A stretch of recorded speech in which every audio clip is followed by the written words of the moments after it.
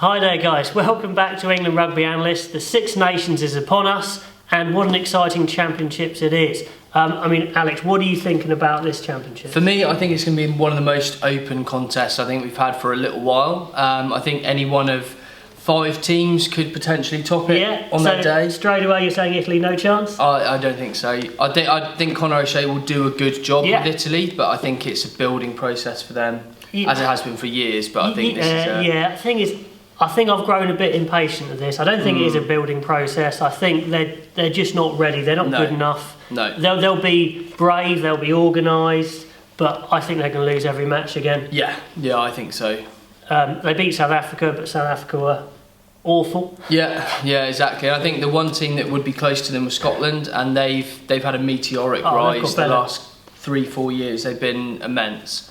So much better. I mean, straight away, Scotland, the point I've got down is they've got to win some games this year. Yeah, they're playing so well. Yeah, Glasgow are playing amazingly well. Yeah, they are. For me, I've got Scotland as my outside tip to win the Six Nations. Okay. Yeah. I think they've had so much. They've been on the wrong side of so many close games that at some stage it's going to come good, and they're going to do what their potential is sort of capable of. Really, I think. Well, I hope so. But the thing is, the others are so good.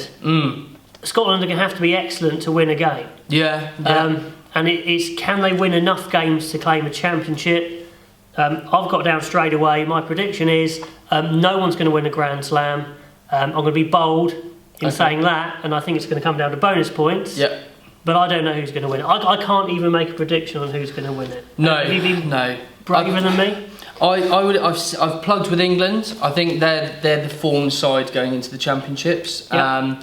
But I think it could, like I said, it could be any one of 5 teams. I think this year, France, if they turn up every week, they'll top it. Wales the same. They're due a decent run of form. Ireland, thereabouts every year. And Scotland, dark horses for the title, I think, for me this year. Absolutely, it's going to be brilliant, and I like the bonus points that have come in. Some people have turned their noses up at it, but every single competition that's had bonus points, it's worked, it's helped. Yeah, I think so. I think that's just snobbery. I get a bit annoyed by that. Yeah, exactly. So go on, Ireland. I'll start with Ireland. I think they're playing at their maximum. And I'm not doing them down at all. That's a massive compliment. Schmidt's got them playing as well as they could almost play. Yeah. And I just think some of the other teams have a bit more to give.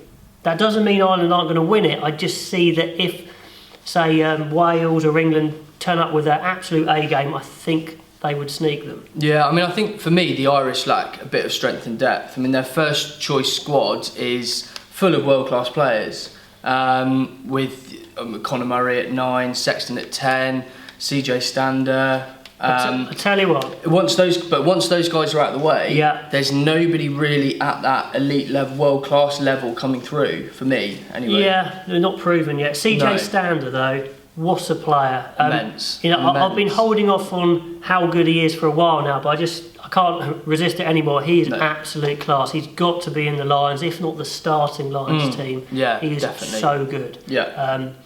I can't stress how good he is. Murray and him, they've got some really good players. Yeah. Wales are interesting. How do you think they're going to play? Like game plan wise?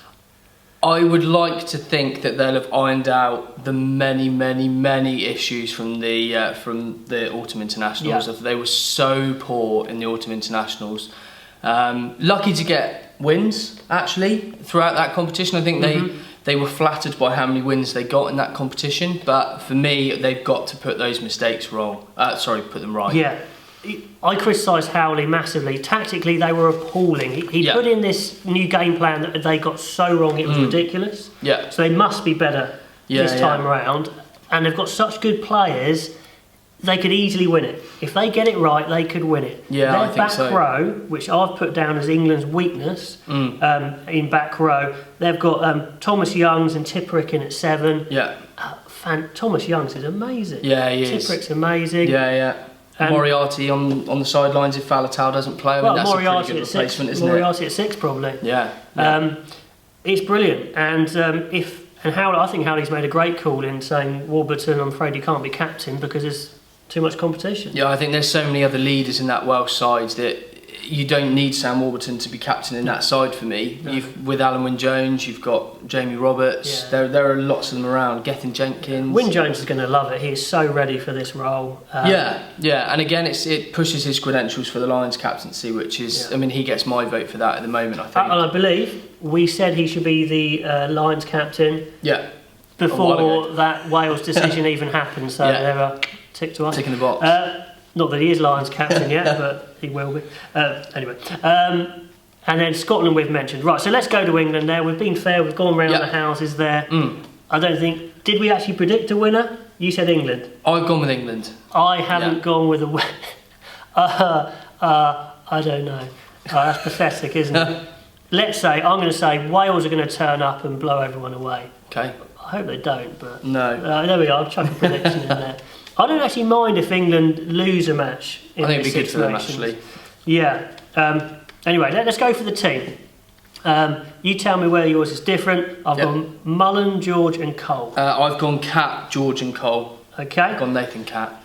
And we know it's not going to be Jamie George now, because it's just been announced that Hartley's a captain. Yeah. See, I would have Dylan Hartley as what most of the Premiership clubs have a first team captain and a club captain. I would have Dylan Hartley as your club captain for the England setup. If he's in the squad, which he will be for his leadership and his experience, I wouldn't start him. Jamie George is too good to not start for me, but I would have Dylan Hartley in that club captain role for me. I mean, Jones is really worried about a lack of leaders. He said it publicly, there's not enough leaders, which is why I think that Hartley's got the nod, because this was a perfect time to ditch him. Yeah, it was. Well, not ditch him, but bring in George as the number one. Yeah. And he's not going to do it, which is a shame, but I can see his reasoning. Yeah. Cat and Mullen, toss you up. could go either way, couldn't you? I'm really looking forward to see Matt Mullen play, not because I think he's a world beater, just he's such a great player, as in he's just a real good trier. He's always there, he's thereabouts, he does everything right, he's got a great attitude, and I just hope it goes well for him. Yeah, I mean, the other one that was close for me was Ellis Genge instead of Dan Cole. Come on to why a bit later when we get to the scrum half issue. Genge plays at Loosehead, so I think it would be him or Mullen. Oh, okay. To be honest. Yeah. But what an impact. If Genge came on, as a ball carrier, he is the best out of all of them. Yeah. Second rows? I've gone Launchspring, Courtney Lords. You went Law, you were going Cruise earlier. I was, and I thought, well, they were so good in the Autumn Internationals, those two as a pairing, and actually they're both in form for their respective clubs, I think that's it. You stick with something that's working for me. Yeah, they're both in form. Lords is in great form. Cruise hasn't come back yet properly. No. He should be fit, but I think it would be a push. Yeah. And Lords is playing so well. Yeah, I agree. Back row has to be a Toje Wooden Hughes, doesn't it? Spot on. Not because it's a selection, it's because that's all that's left. Or is there another viable option? Not really. Tiamana Harrison, but again, it's very one-dimensional. I've been watching him play quite a bit. He's an 8. I'm absolutely certain of it. Okay, comment below if you think I'm wrong. I think he's a small, powerful pocket 8. Yeah. I don't think he's a 7 for sure, and I don't think he's a 6. I think he's an 8.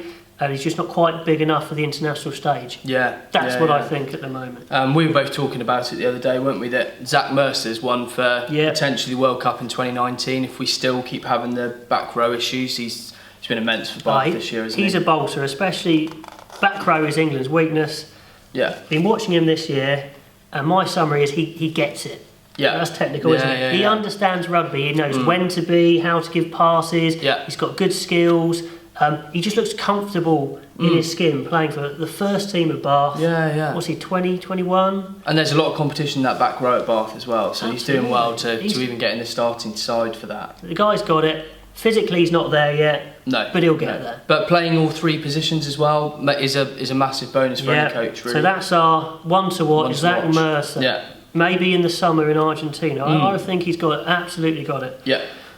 Which we need somebody. We need a flanker to emerge. We've tried everyone. Yeah. Maybe it's Mercer. Maybe Underhill when he comes, but we haven't seen anything of him yet. So no. It's we're kind of hoping. Still quite young Underhill anyway, isn't he? So absolutely. Time. 9. I've gone Danny Kerr. Okay. Why? I've gone Danny Kerr because I don't think that you can have such a poor run of form that Leicester have had without your playmakers not being in form. Yeah. I think Youngs was outstanding in the autumn internationals, but he's been playing for Leicester ever since, and Leicester have been awful. Oh, so beyond awful. There's got to be something there for me. Yeah, it's hard to say if it's Youngs not playing well or, to be honest, it's everything down at Leicester. Something's gone massively wrong, psychologically probably the main thing. Yeah. And for me, the danger is that psychological damage still going to be there when he plays for England? I personally think he'll see it as a release and he'll be excited by it and we'll see him flourish. So I would keep him at 9. Yeah. Although, if I wasn't to play him, I would still play Dan Robson. Okay, I think he's class. Yeah. Let's whiz through as our battery's running down. Yeah. I've gone for Ford, Farrell, Joseph midfield. I've gone exactly the same. Easy. And then May and Noel, but I bet you've got Anthony Watson in there. I have gone, see, mine's a bit of an up in the air one. I've gone for Watson or Johnny May. Yeah. Jack Noel, foot in the door. Yeah. And then I've gone for Brown or Watson at fullback. Okay. I think there was a bit of talk that Mike Brown not getting on the plane to the World Cup in 3 years' time because of his age, and I think Watson's an able replacement. If they're looking for the future, I would start getting rid of Mike Brown slowly. Yeah. And breeding Watson through at fullback for me. I'd play Brown at the moment. So they're our teams. But he said kind of what I've been saying all along, which is nice to hear, not that he's copying me at all. But at 15, he's looking for pace. Yeah. I think at international level, you need out-and-out pace at 15, plus other stuff. Yeah. And he said if it's not Brown, he's actually said it's going to be Daly or Watson. And I think, you can't argue with either of those, really. And I think Daly really needs to be in the team somewhere. He's playing so well. Yeah. I think the first couple of games for Jonathan Joseph will be quite important. If he doesn't perform, I can see Daly stepping in there for game 4. Yeah. We'll just rotate them, really. He doesn't even have to play too badly. I don't know. But he's so good, it'd be a shame not to get him involved. Yeah, I agree. Okay, there's our teams. There's our views on the Six Nations. Comment below if you've got anything else to say. And we will be back after the first game, England-France. Your prediction? England. By? I'm going by 12 points. Yeah, go on then. I'll go England by 7. Why not? It's going to be a cracker and we will see you later.